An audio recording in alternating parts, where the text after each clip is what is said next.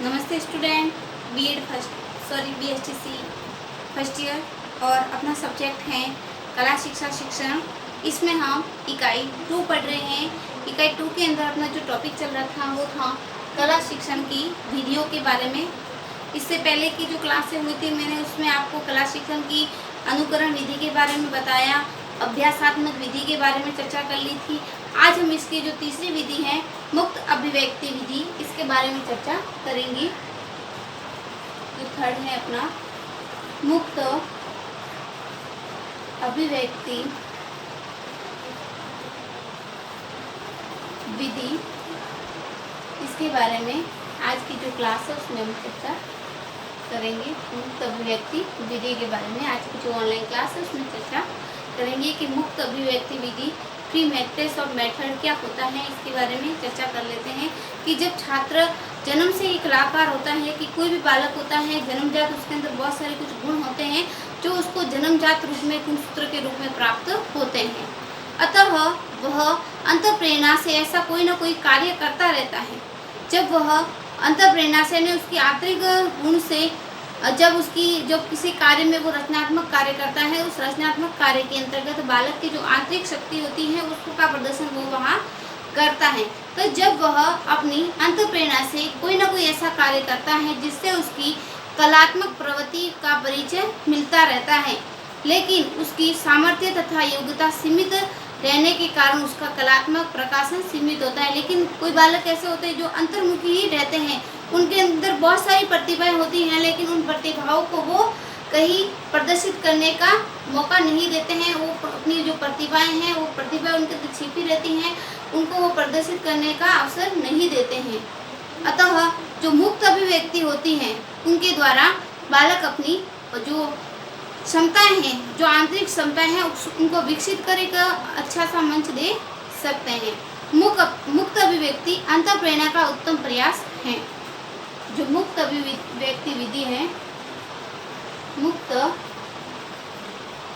अभिव्यक्ति विधि अंतःप्रेरणा का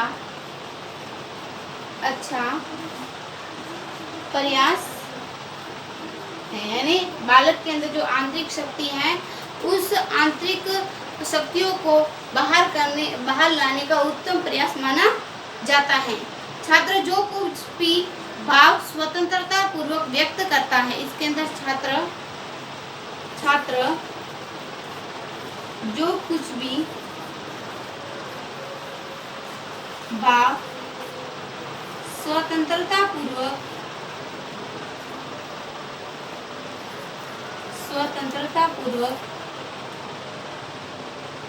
छात्र जो कुछ भी भाव स्वतंत्रता पूर्वक व्यक्त करता है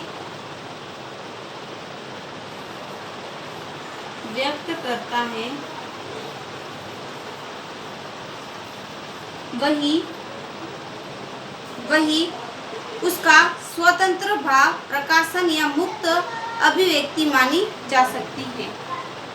वही उसका स्वतंत्र भाव प्रकाशन या मुक्त अभिव्यक्ति विधि मानी जा सकती है।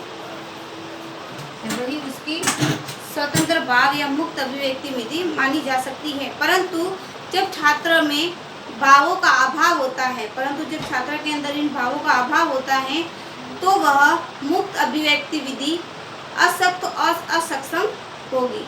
अतः छात्र में पहले भाव उत्पन्न करना आवश्यक है। अतः इस विधि हेतु छात्र में सर्वप्रथम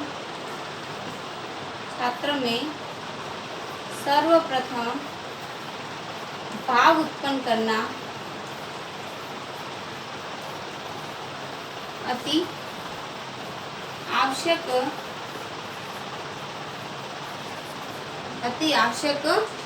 होता है। तभी वह अपनी अभिव्यक्ति करने में योग्य बनेगा। तभी वह अपनी अभिव्यक्ति को प्रदर्शित करने के योग्य बन सकता। तभी वह अपनी जो अभिव्यक्ति है उस अभिव्यक्ति को प्रदर्शित करने के योग्य बन सकता है। जब छात्र में भाव उत्पन्न हो तब वह कोई विधि कोई शैली लादी न जाए। जब छात्र के अंदर भाव उत्पन्न हो तब तक उस पर किसी भी प्रकार की विधि किसी प्रकार की शैली को हम लाद नहीं सकते, अपितु वो अपने भावों को किसी प्रकार व्यक्त करने में स्वतंत्र हो, तभी अभिव्यक्ति का आशय है। अतः मुक्त अभिव्यक्ति को हम जब छात्र में किसी भी प्रकार का भाव उत्पन्न हो जाता है तो वह अपने समस्त कार्यों को रचनात्मक पूर्वक सरल या सफल रूप देकर उसमें पारंगत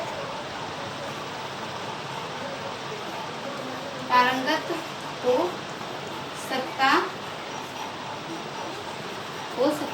है। अतः छात्र के अंदर इस प्रकार का भाव उत्पन्न करने के लिए किसी भी विधि वो अपने स्वतंत्रता पूर्वक उसमें कार्य करेगा, रचनात्मक कार्य करेगा और अपनी कृति को एक सफल रूप देगा। अतः मुक्त अभिव्यक्ति विधि का आशय हो सकता है। अतः मुक्त अभिव्यक्ति विधि का आशय यह हो सकता है। आशय है मुक्त अभिव्यक्ति विधि का अर्थ हम समझ सकते हैं भाव प्लस प्रकाशन अंतः भाव प्लस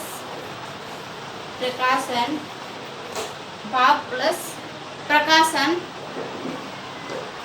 स्वतंत्रता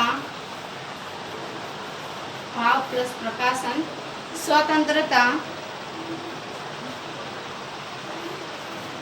बाकी स्वतंत्र भाव प्रकाशन